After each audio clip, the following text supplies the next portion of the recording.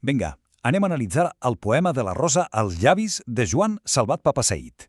L'objectiu d'aquests minuts és repassar junts les idees clau, tot allò que cal saber per entendre l'obra i, sobretot, per clavar l'examen de selectivitat.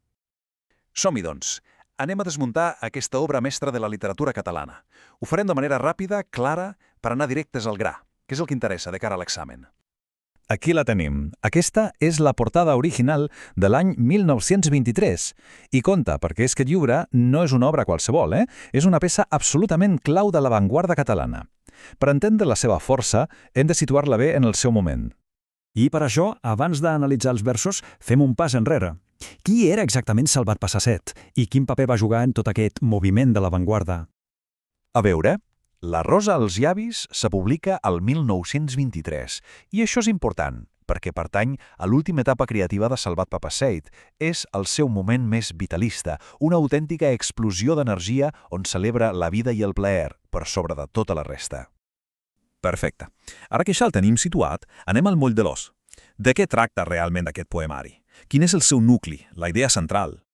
Doncs el tema principal és una celebració de l'amor carnal. Però atenció, sense filtres, sense tabús. L'amor aquí no té res a veure amb aquell sentiment idealitzat del romanticisme. No, aquí és una força física, tangible, que connecta directament amb la vida. En aquell moment, això va ser una autèntica revolució. Aquest vers és un exemple brutal del seu estil. Us adoneu? Fa servir una imatge totalment industrial, una grua, per parlar d'amor. Aquesta barreja entre el món modern, la màquina i el sentiment era completament trencadora per a l'època. Aquí hi ha una altra clau importantíssima. La presència de la persona estimada és el que ho activa tot, és un catalitzador per a la vida. L'amor fa que el poeta vulgui tornar a cantar, que se senti viu una altra vegada. L'amor és el motor que ho engega tot. D'acord, però qui parla en aquests poemes? I a qui s'adreça? Anem a veure quines són les figures que intervenen. En el poema tenim bàsicament dues veus principals. Per una banda, el jo poètic, que és un amant modern, actiu, que expressa el seu desig de forma superdirecta. I per l'altra, la dona estimada, que no és un simple objecte passiu, ni de bon tros. És una força gairebé còsmica, la que inspira tota aquesta vitalitat del poeta. Aquest vers ho resumeix a la perfecció. Això no és una adoració a distància, no. És un joc de desig mutu, un estira i arronsa on els dos es capturen. Una relació molt més moderna, d'igual a igual, on tots dos són caçador i presa alhora. Però potser el més interessant de tot és com expressa Salvat Papasseit aquestes idees, perquè ho fa amb un estil que és directament revolucionari. Com s'ho fa? Doncs mira, Salvat Papasseit envia a dir del llenguatge poètic tradicional i recargolat. En lloc d'això, fa servir un to directe, gairebé de carrer, i barreja imatges del món modern com les màquines.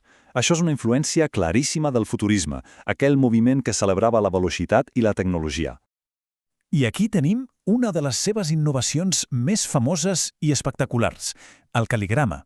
Aquí les paraules no només tenen un significat, sinó que també dibuixen una forma.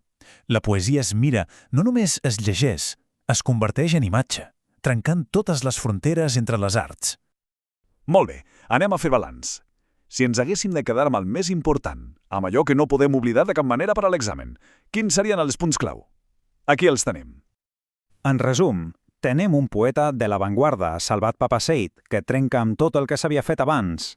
El tema central és l'amor carnal com a motor de vida i com ho expressa, amb un estil directe, modern, amb influències del futurisme i formes visuals tan innovadores com el cal·ligrama, tot plegat amb un to vitalista, optimista i molt sensual. Aquests són els pilars. I per acabar, us deixo amb una reflexió, una d'aquelles preguntes que pot quedar molt bé en un comentari de text o en un assaig. Si tenim en compte aquesta franquesa, aquesta sensualitat i tota l'experimentació amb la forma, es podria considerar La Rosa als llavis el poema d'amor més radical del seu temps o a la literatura catalana? És una bona pregunta per rumiar-hi.